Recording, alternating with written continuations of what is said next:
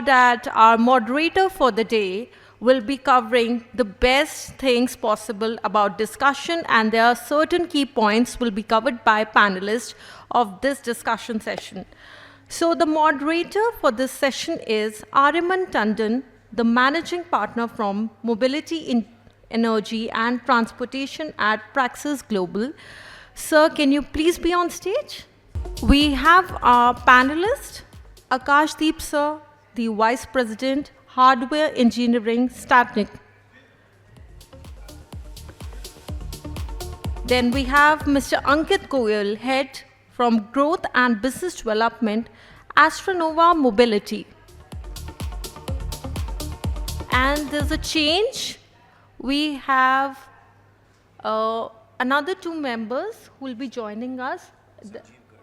It's Sanjeev, Garg, and Vivek, sir.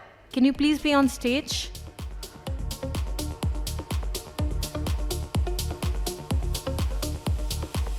So, Arya, sir, you can start with the session.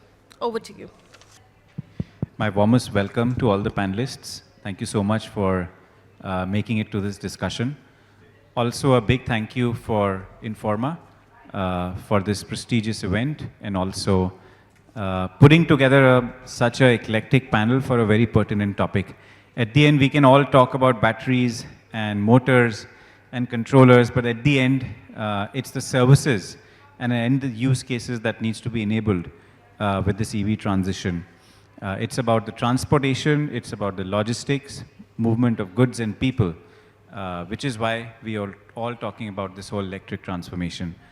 EV transition is going to create a formidable opportunity in the next 5 to 10 years.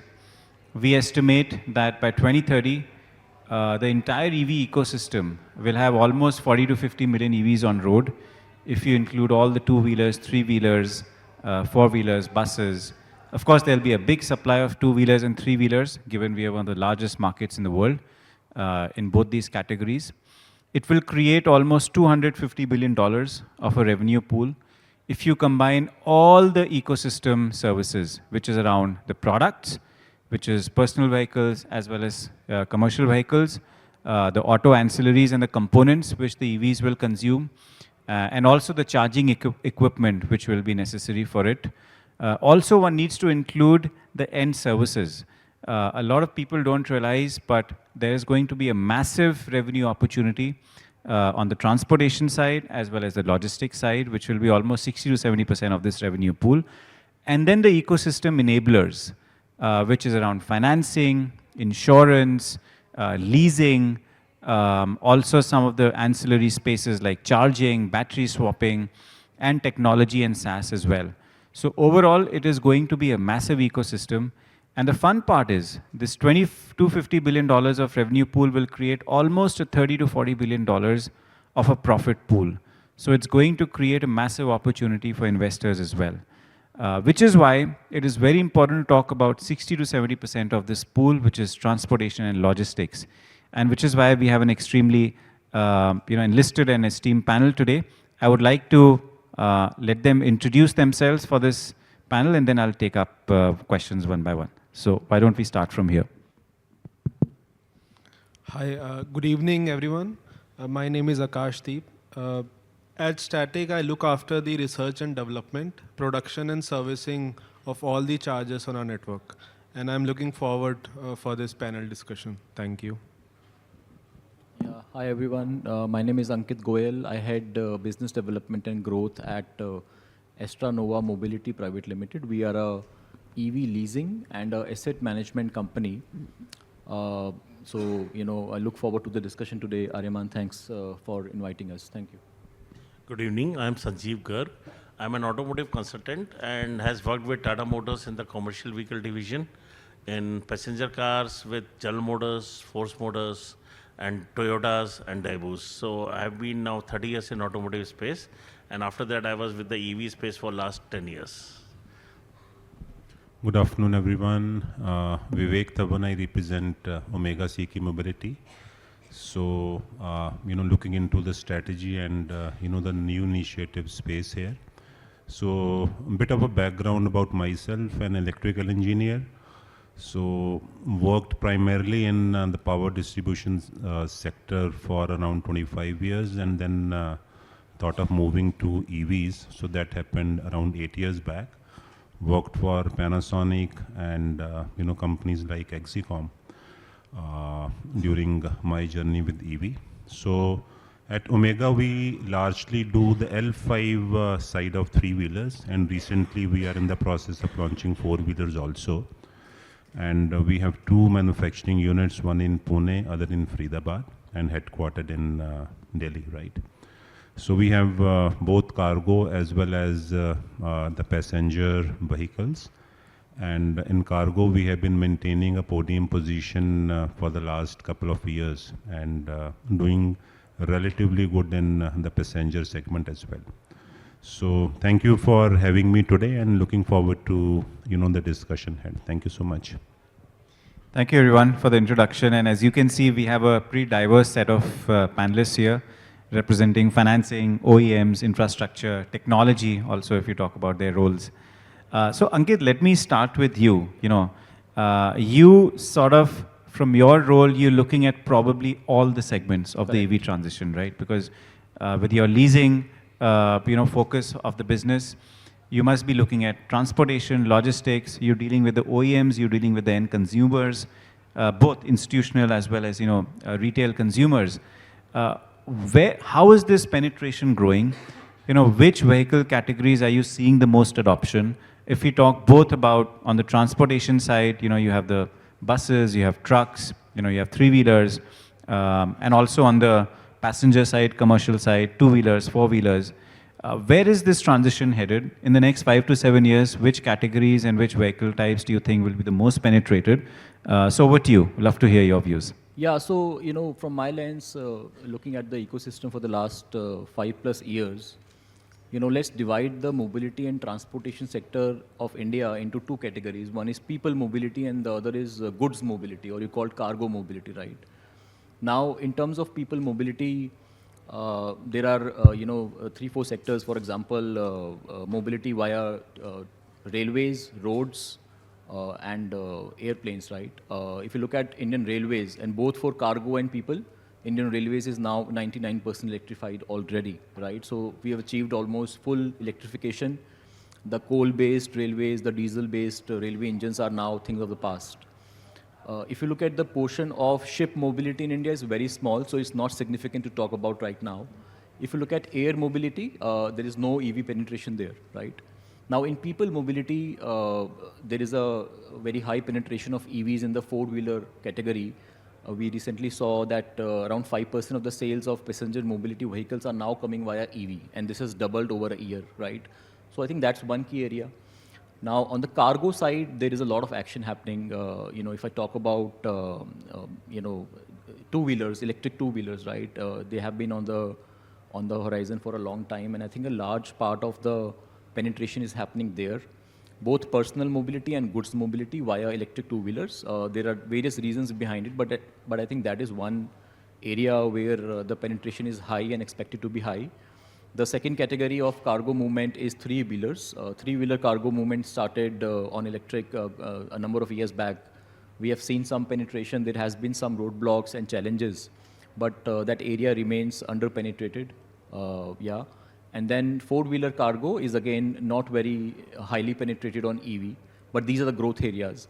I think the largest growth area, if I talk about 5 to 7 years down the line, and if movement to electric means decarbonization, then the heavy use case assets like heavy trucks and buses, right? They are the largest contributor to carbon, right? So transitioning them to EV is going to be most beneficial for the country. And the good news is that in the bus sector, at least, the transition has already started, supported by state governments' initiatives to change the state transportation systems. We can already see that happening in states like Delhi, Maharashtra, Karnataka, and various other states. So that's a good step. And I think the heavy commercial vehicles, the trucks, will be the last one to move to, given the various challenges. But these two are the large areas. If we can transform these into electric, then I think the the mission of decarbonization can be met quite to a large extent. And specifically, just one follow-up question to that. If we talk about trucks, especially the medium and heavy duty, given we have such slow speeds, we have overloading, there is regulations, there's taxation, and I mean, average duration is so long, and then you need to set up a lot of charging infrastructure. Will we ever see this transition? Are there any global examples or countries where this transition has happened? And will this transition be driven for cost or environment reasons, or SLAs, or everything? No, that's a very good question, Aryaman. I think in the heavy truck segment, the fact is that there are products available today as well, which are good products manufactured by very well-established OEMs who already provide you a solution on a 55-ton, 60-ton trucks, which are electric, right? And they have been running on Indian roads for the last 2-3 years. The penetration is very small, nonetheless, because ultimately the current use case lies within a movement of coal and ash within the factory, or from one place to another. But this is not being adopted on a large scale where the market is very market is very unorganized, right? The truckers in India are owning 1, 2, 3, 5 trucks, right? So I'm confident that there is a market for electric trucks in the future. We need to, we need to come together, and a lot of effort needs to be put in by the ecosystem, by the government to make it happen. But definitely there is a use case, and the transition is driven by both the better unit economics of electric truck, and also the fact that it leads to decarbonization, right? And these are used typically in large industries. So, the motivation to decarbonize is much more stronger there than for an individual truck driver who may not want to compromise his daily revenue just to decarbonize, right? That doesn't make sense. So I think there is definitely a large market, and some steps, if taken in the right direction, could help increase that. Thank you so much, Ankit. Can I add a couple of things here? Yeah, I'm here. Yeah, please go ahead, Vivek. Yeah, so I think extremely important question, and what Government of India also decided was actually to put additional focus on this category, as you rightly mentioned, which is popularly known as N2 and N3, right?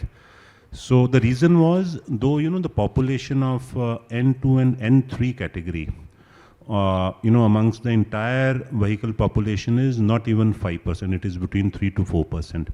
But if you look at the CO2 emissions, that is the highest. That is actually the contribution is close to 40 to 45%.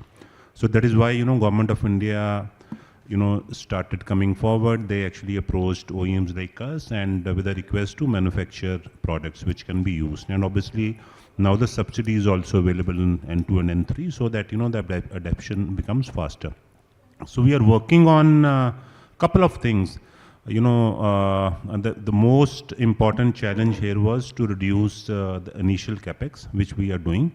But I think we have still, looking into some use cases, as you rightly mentioned, which can be a bit viable commercially.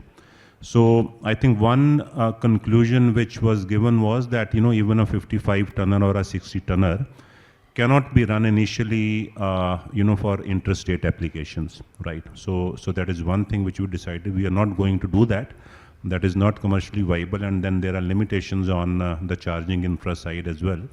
But then we, identified some dedicated industrial clusters, some dedicated applications like mines and ports, where we see a very heavy movement of cargo. So within those smaller circles and within those captive environments, we are now started finding some use cases which are commercially viable. Yeah.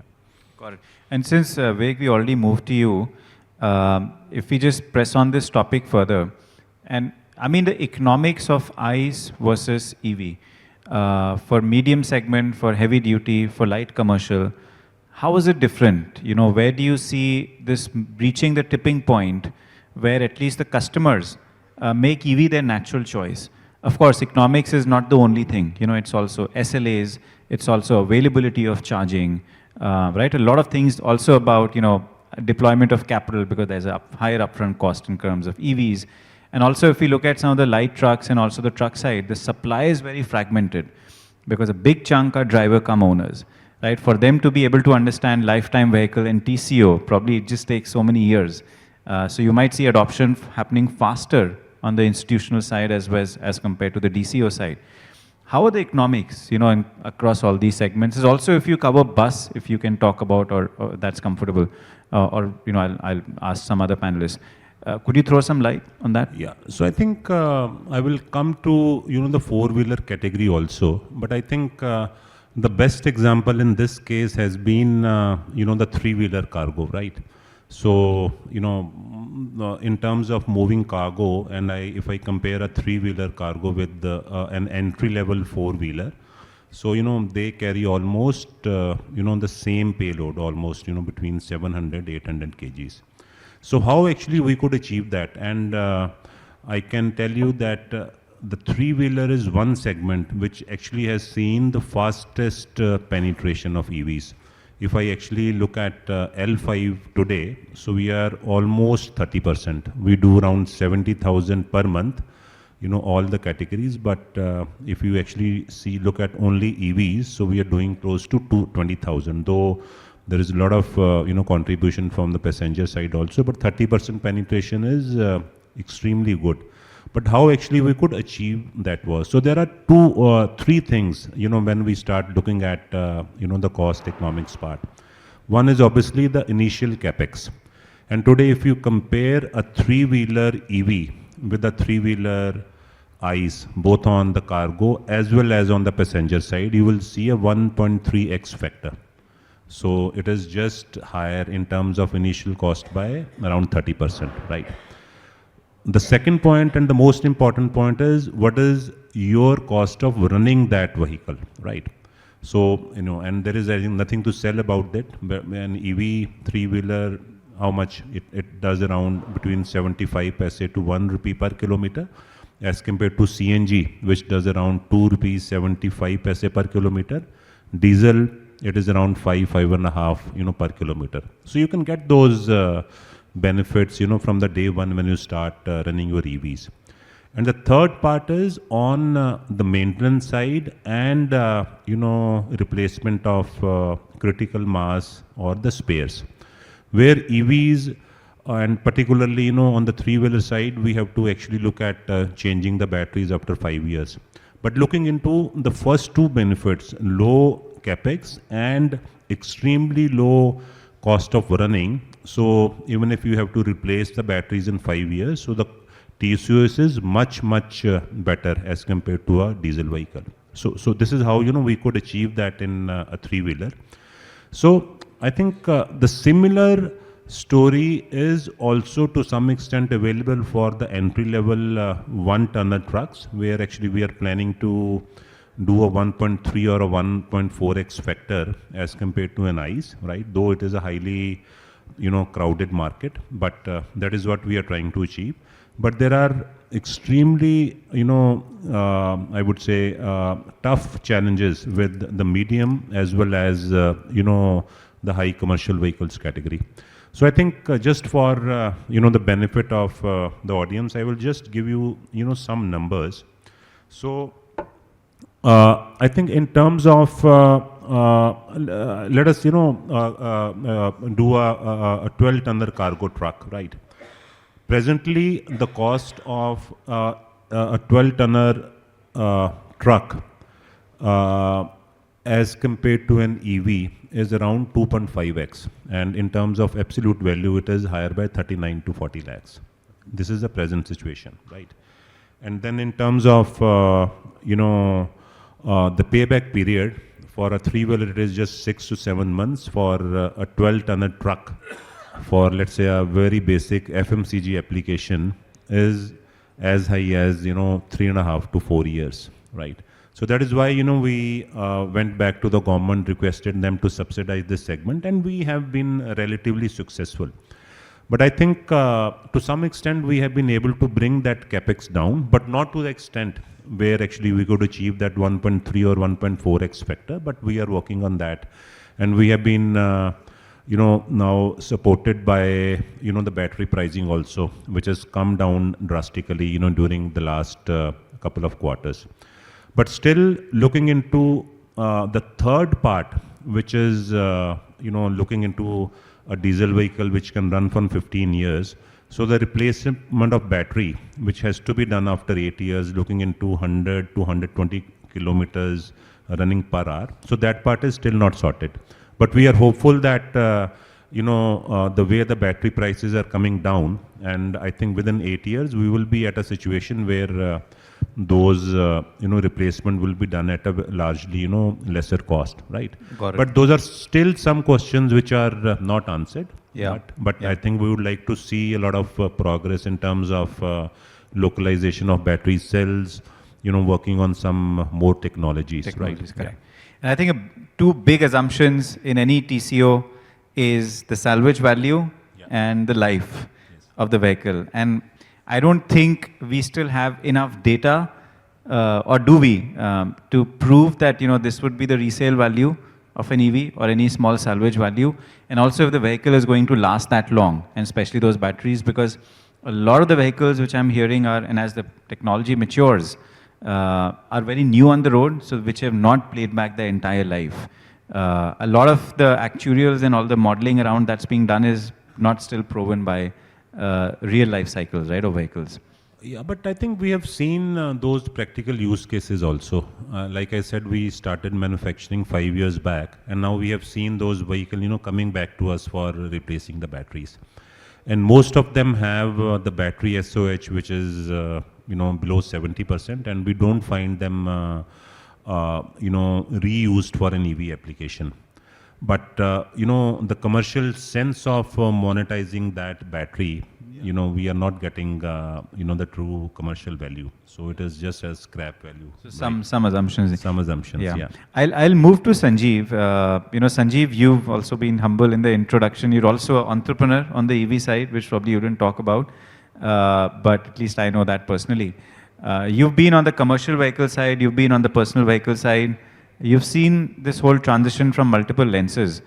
We spoke a lot about, the commercial vehicle side, but on the personal side, on the consumer side of the story, around the infrastructure side of the story, financing side, can you talk a little bit about what are some of the biggest challenges, which are there and how they can be addressed in this transition, which is happening? Of course, the opportunity is pretty clear.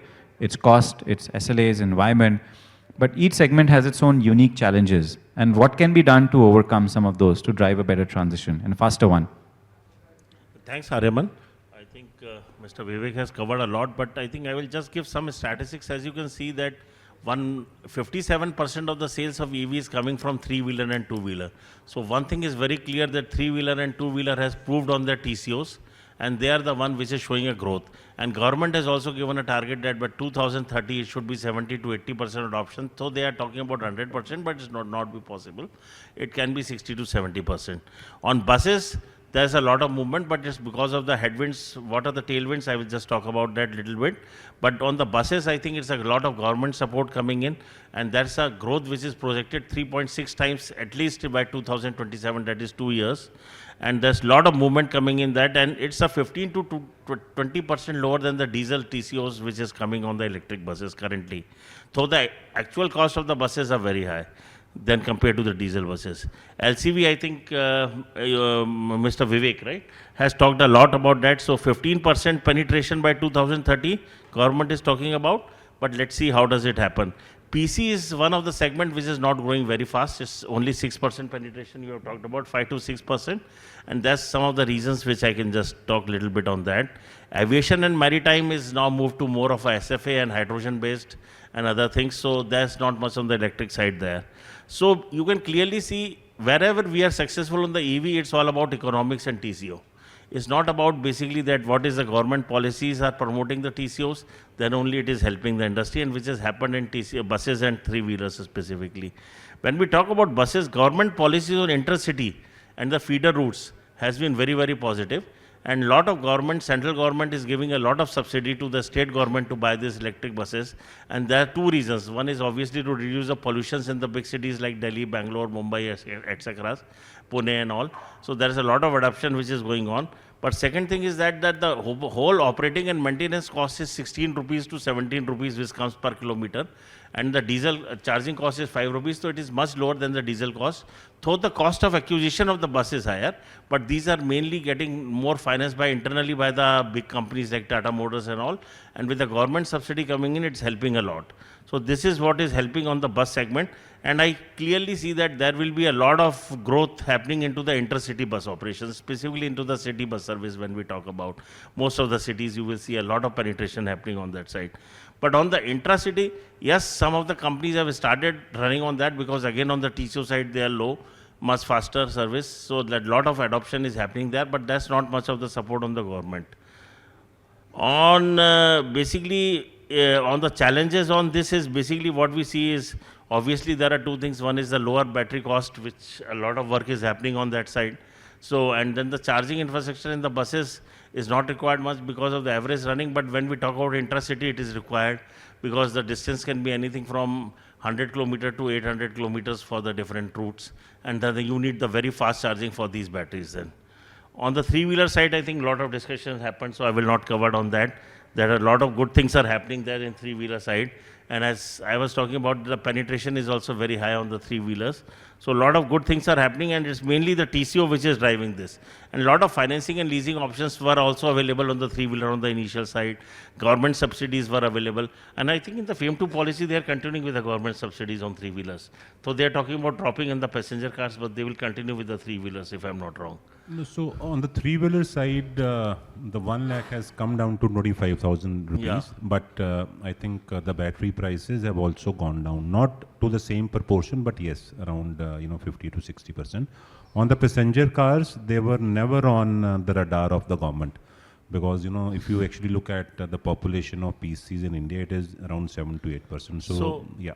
So coming back on the PC side now, which Vivek has just mentioned, it's basically the big Indian companies which have taken the lead, which is Tatas and Mahindras, followed by the MG Motors, which are now getting into 100% portfolio of their PC cars into electric side. And then the BYD, which has come in India now, they are working on 100%. And obviously then there are, I would say, celebratory cars or the premium cars on the EV side, which is Mercedes, BMW, which are almost 80 lakhs plus. Most of the cars, the people are buying it to show off and all that stuff on the EV. But if you see that cost is still on the higher side because of the battery technology, it's like, as he is rightly saying, it's still 1.4 to 1.5. And depending on the government subsidies are reducing, the state governments are not giving a lot of schemes now, which they were giving on the registration. So that is a challenge. And specifically after the GST revision, the headwind is going to be very, very strong against EV on the passenger cars. Because the reason being that after the reduction of the state government subsidy, on the GST, the difference has become much, much higher now on the EV and the passenger car, personal acquisition when we talk about. Taxi segment, when they do on 200 kilometers or more than 200 kilometers, the TCO comes low in the electric side. So I think that's one of the supporting. PE investments are coming more on the four-wheeler side with the big companies like Tatas and Mahindra, so that is also helping them a lot. Because they see a lot of potential in India coming forward. The headwinds basically when we talk about is this charging infrastructure, range anxiety, which we all know in passenger cars, swapping of the batteries, the common charging ports, because there is still not common code, if I'm not wrong, on the passenger cars. Three-wheeler they were trying to develop, if I'm not wrong, but it's still not happened. The common code for the charging and all that stuff. For the four-wheeler category, now the market has moved to CCS2, the combined charging system. But on the swapping side, there are no standardized protocols as of now.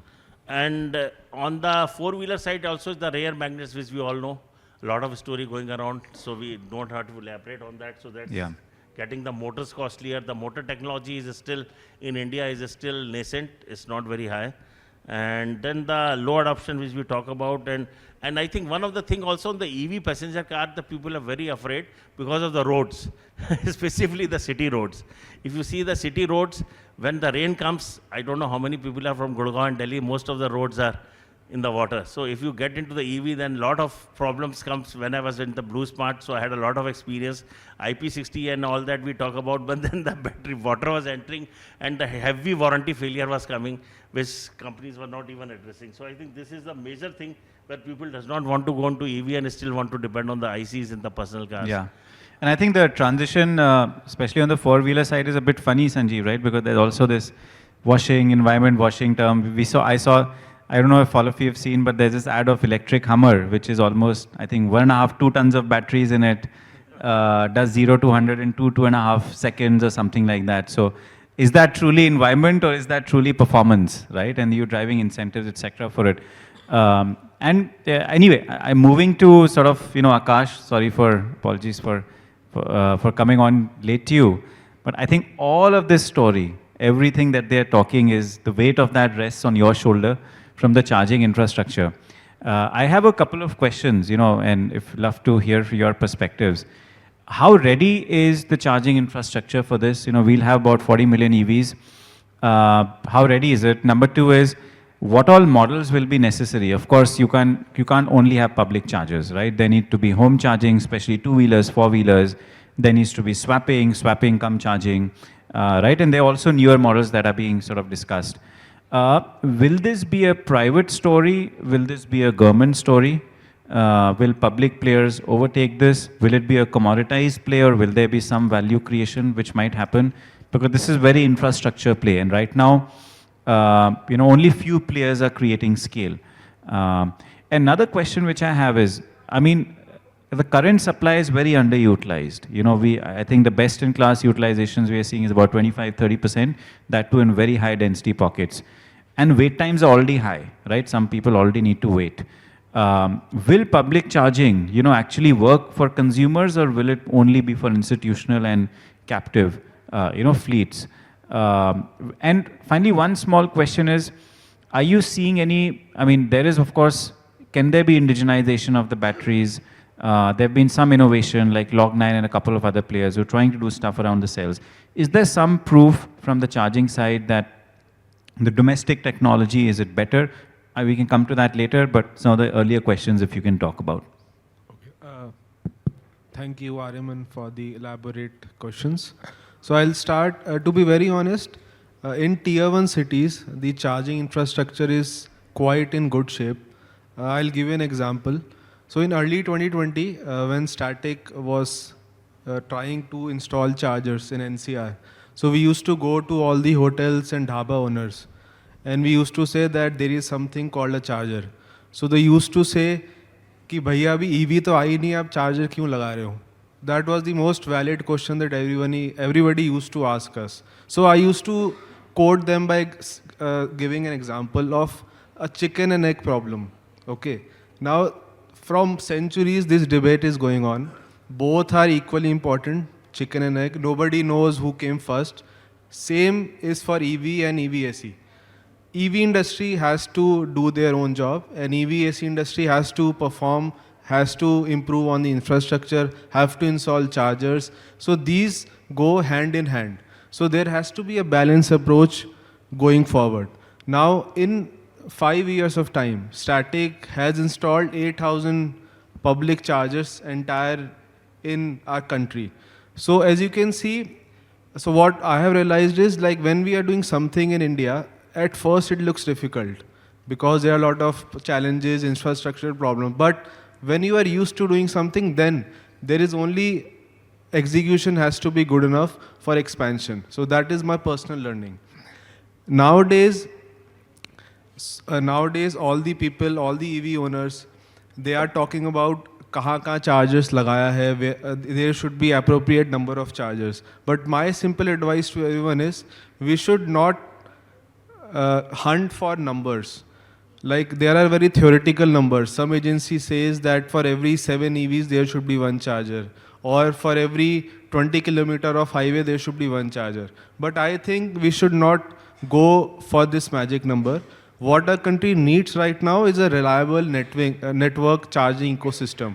If an EV owner is going to a charger, the basic thing is that the EV should be charged. Right now, this is missing in an entire ecosystem. So what Statiq is trying to do is, we want to make a reliable ecosystem.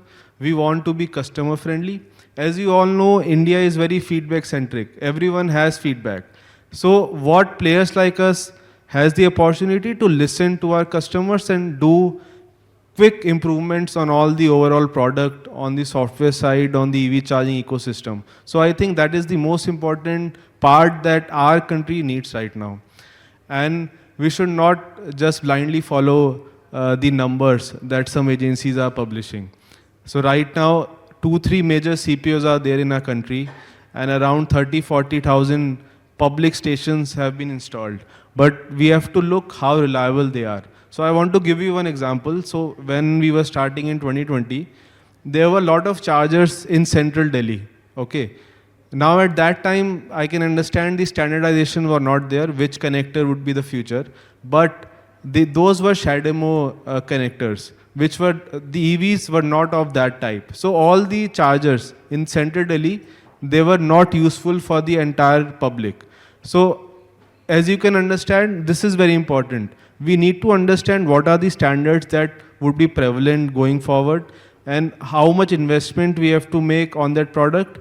And all the EVs, all the government bodies, all the public bodies has to come on the same page, because India is a very big country, very multi-terrain country, everything is different here. So everything has to be on the same page if we want to have a good e-mobility revolution in this country.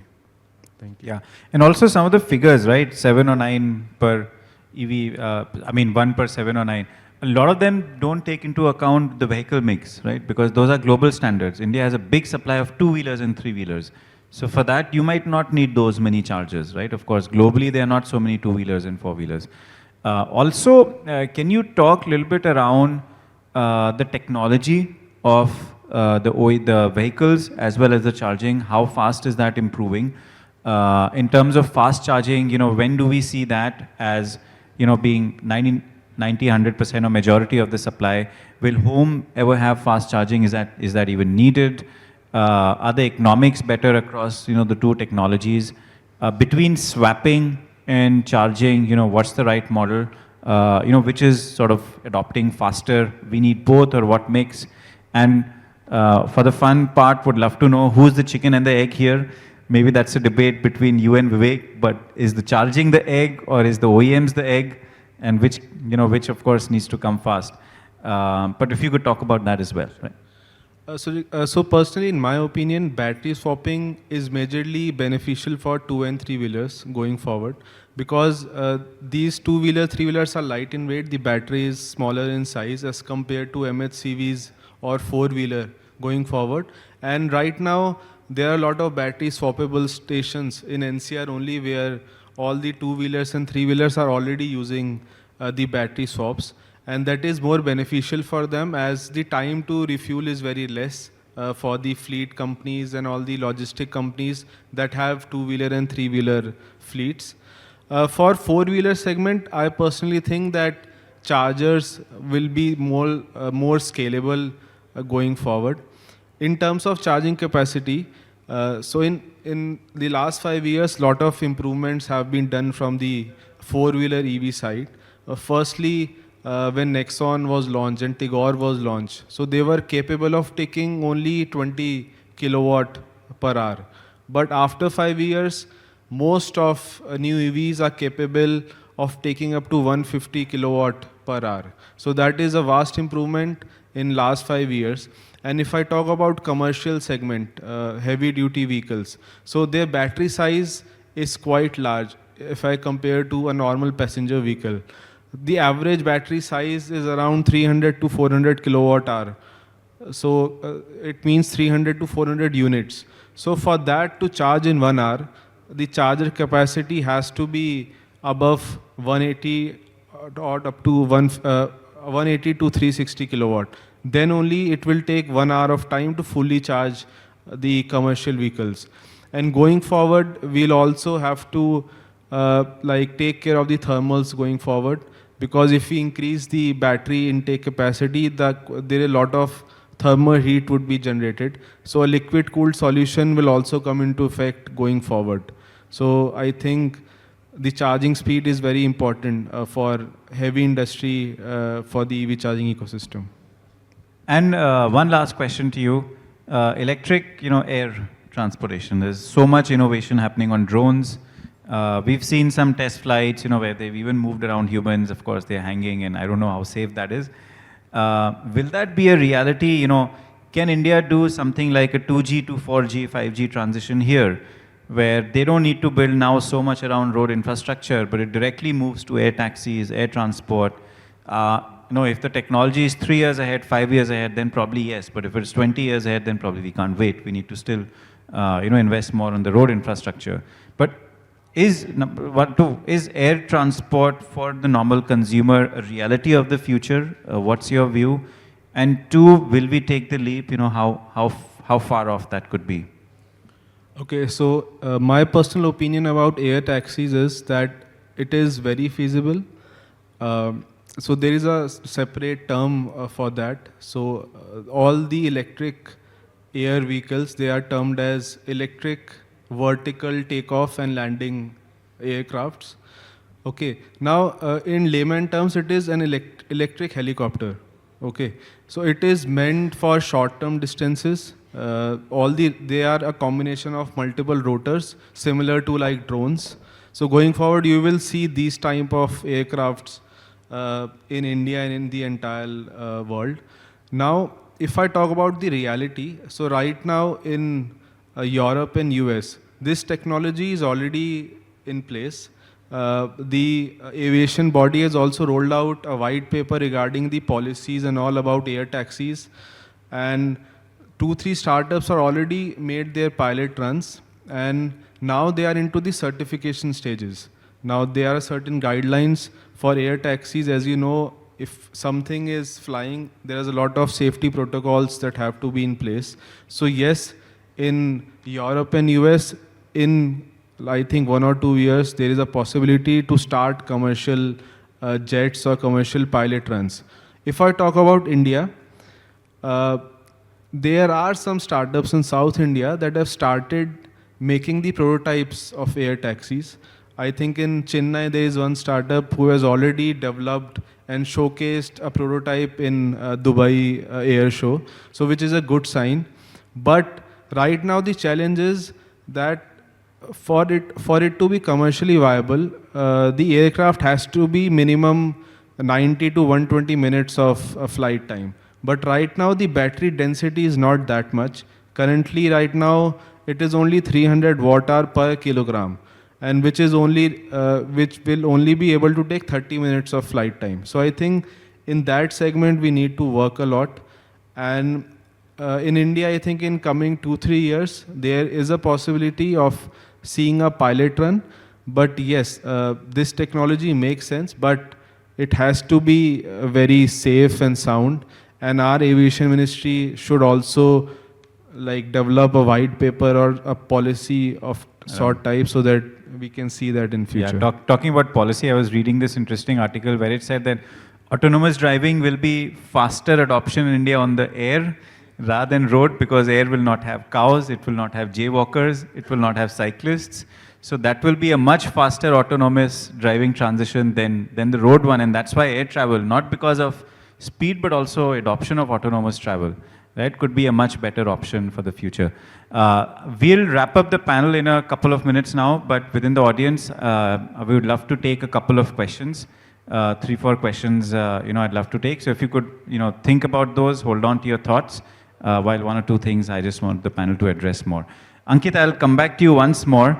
A lot of weight on your shoulders again to enable a lot of this from the financing standpoint. A lot of challenge still exists, for financing. There's, underwriting risk, there's lifetime. Also, the traditional banks, have not really, between ICE and EVs, the lending rates are still not similar, right? Or at least that's what I've heard of last. You would know better. That's why you come in, you help leasing, you help, convert, help the barrier of Capex, more Capex to OPEX models.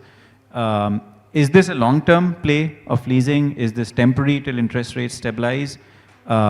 Should financing actually be cheaper for EVs? What do you think that will happen in the future? See, similar to charging infra versus electric vehicle, chicken and egg story, which Akash talked about, I think there is always this argument whether financing should come first or the sector should develop mature first, right? But I think so. Traditional financing models are built for mature sectors, for technologies which are mature. So if you talk about traditional financing models, which are the banks on the streets, the NBFCs, the large institutions, I don't expect them to finance a sector, be it EV or any other sector, where the risk and rewards are not clearly visible. That's a simple story for a financer, right? And that is why for a sunrise sector, and solar sector was in this situation 20 years back, and today every bank on the street will fund a solar sector project very easily, right? So the journey has gone through, the sector has matured, right? So by the time the sector matures, there needs to be dedicated players, either who have funding available for the specific use cases, like the development finance corporations across the globe, whose mandate is to finance such sectors, or who have developed deep expertise in the sector while the sector is maturing, where they can evaluate the risk and rewards better, right? So what Astranova has done in their journey is something on the similar lines. We have funded around 350 crores of assets so far. And we have been in positions where, given the change in the technology, given the credit risk available, the assets have come back to us, right? And we have been able to manage that by redeploying them, refurbishing them, and getting our money back. So I think that the story will play out. If you ask me today, I'm fairly happy with the situation right now. If you look at some of the asset classes, for example, a four-wheeler passenger vehicle, if you want to go and buy a four-wheeler electric car, you can easily get it financed from any of the banks, right, at very attractive rates. So, that asset class has already climbed the ladder on financing. But for the larger ecosystem, there is some time left. In the meantime, I think if you look at the China story, the source of financing came from the government in form of grants and subsidies. I think one of the roles of governments is definitely to promote new sectors and research and development. So, that could be one way to subsidize the things before they mature and before they become mainstream, to be able to be financed by regular institutions. And in the meantime, dedicated and specialized players like us could kind of bridge the gap and then, keep the story going. Got it. Thank you so much. Okay. Sanjeev, one more question. I'll move to you. We didn't talk about localization. I know you talked a little bit about it around rare earths, etc., where we are also trying to create technology which also doesn't use magnets. So there are a lot of innovation that's happening. There are a lot of players working on the cell side, of course, BMS and all. Body is some of those things, we already have. We are a very big auto ancillary export market, right? We're a big automotive industry locally. There's a lot of manufacturing that has moved here. If we talk about localization around mostly the OEMs and the ancillaries, and I know battery is key here, how are we doing? Will we, and especially with this whole local international geopolitics and the China angle that's come up, where they have such dominance in Africa and a lot of other countries on rare earths, will we be able to localize? Also another question, and I was there in the real estate, the Renewable Energy Forum last year, the same Informa. A big question that the government was also asking, do we even need to localize, the cell? We're trying to localize everything, but do we need to localize it? Do we already have, because if we'll never be able to get to that scale, should we even try to go that path? What's your view on that? Where are we headed? What should we do? Yeah, so I think in localization, Vivek has very well covered three-wheelers. As you know, most of the EVs, the battery, motor, controllers and charger, these four components basically constitute around 40 to 60% of the cost depending on the vehicle category. So 40 to 60% of the cost of this. So if you see that controller is now completely localized in India, I think most of the companies are having that. So motor is the big problem right now. Still we are importing a lot of motors for all the categories. Especially I think for three-wheelers also still the import of the motors is happening. Only one or two manufacturers are there for the motors manufacturers. Because the rare magnet goes into the motors and all that stuff. And then comes to the charger. Charger is localized completely, 100% almost. So if you see that total cost, if you see of any vehicle is for 50 to 60% of these components, four. Out of that now, 40% is basically where we have a problem on the batteries. And in the batteries also we have the BMS localized now. The cell is a problem, where government is putting a lot of PLI investments and all that stuff. So hopefully, I think we will get some lithium ion also, some agreements in Africa, some agreements in Australia, and probably we'll have our own mines or something like that. So that can reduce the cost of the batteries cells in India and can reduce the cost. So still, I think it's a long way to go for batteries or motors. These are the two main components which are lagging. The bodies and all, obviously, as steel and other things are getting in India in four-wheeler, two-wheeler, three-wheeler, all the categories. So the main localization is now and focused is of the government is motors and battery cells. And this is around 35 to 40% of the cost depending on the vehicle category. So these are the two main categories where the focus of the government is there. So I hope that these two will take around 5 to 6 years as we think about time frame. And I'm sure, Vivek, you'll have some more inputs because you're at the helm of... And one more question which I want to pass on to you is this transition globally a great opportunity for us to be a global player in automotive manufacturing, create a big export story? This is a new wave. Can we create products which are globally competitive for developed markets? We've created a Maruti, but we've not created a BMW, we've not created a Volkswagen, right? We've not created Toyota, which is there globally. Are we ready? Will we be able to do it? What needs to happen to become truly, a global level manufacturer and creating products that could be ready for the developed markets as well? Yeah, I think on the first part, in terms of localization, so I think there is a lot of progress on developing motors with technology other than rare earth magnets. So I think you will see these freight motors taking over the low earth magnets very soon.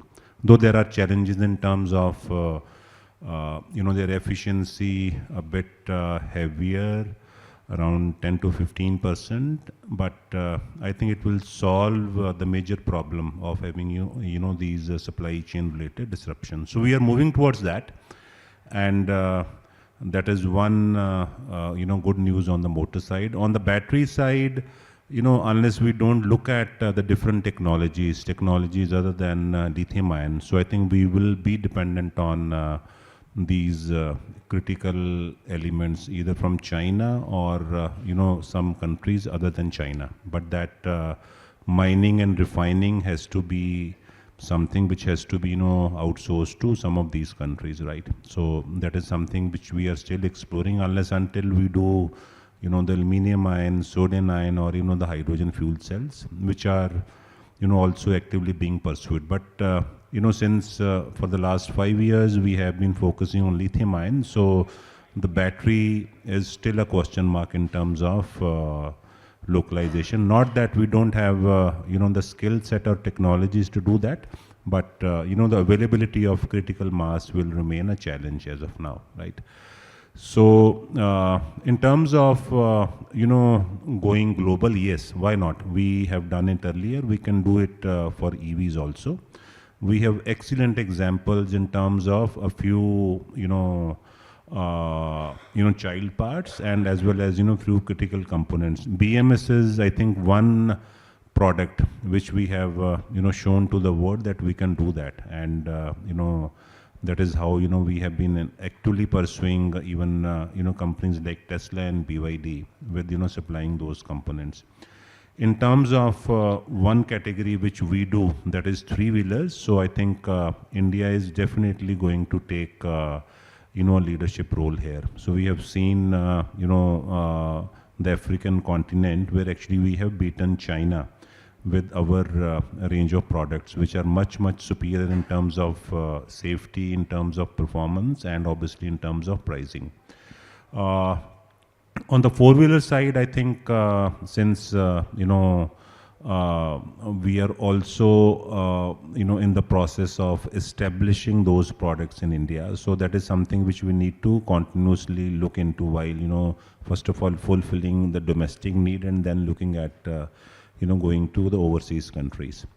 I think on the two-wheeler side, one opportunity which we see and which can actually help India to take a leadership position is the two-wheeler, not on the scooter side, but on the motorcycle side. So we have excellent technology available in India.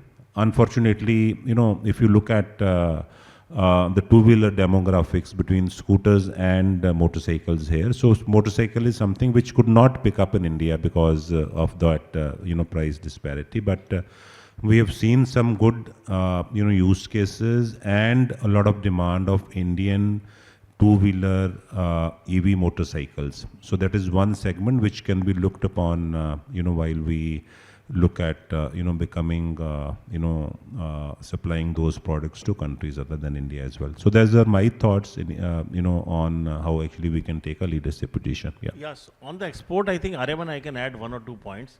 Being in the Tatas and General Motors heading the exports and Toyotas, our market has always been Africa, Southeast Asia and SAARC countries. So these are the 3 countries where we will be exporting, I think, 3-wheeler and 2-wheeler. Lot of inquiries of 2-wheeler EVs, 3-wheeler EVs are coming from Africa and a little bit on the SAARC countries.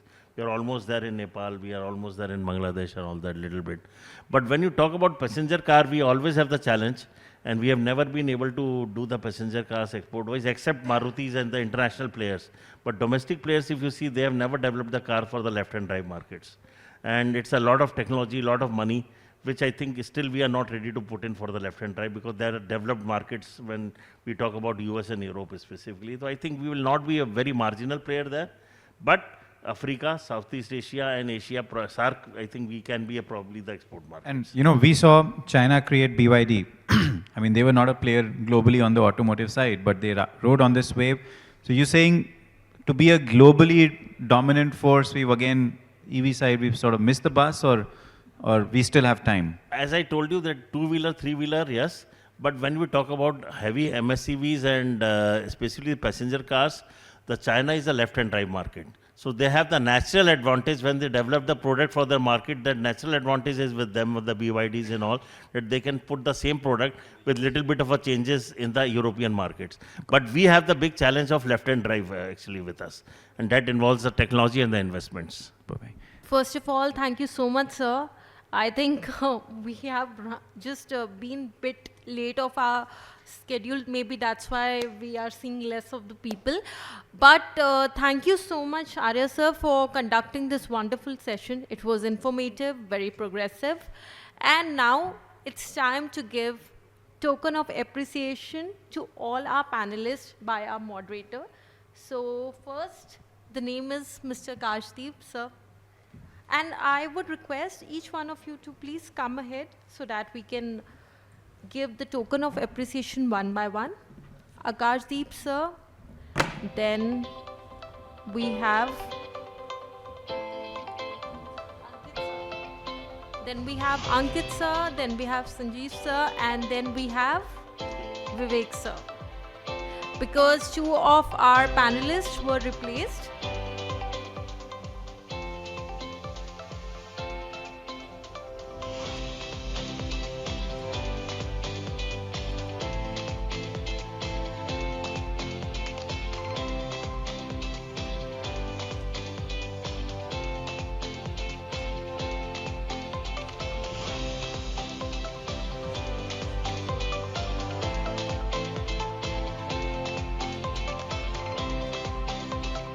And to present the mementos to our moderator, we have Ojasvi ma'am from Informa.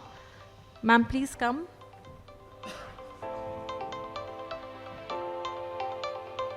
Everybody, thank you so much for your time, and I would like to request to have a group photograph. Ojasvi ma'am, please come in.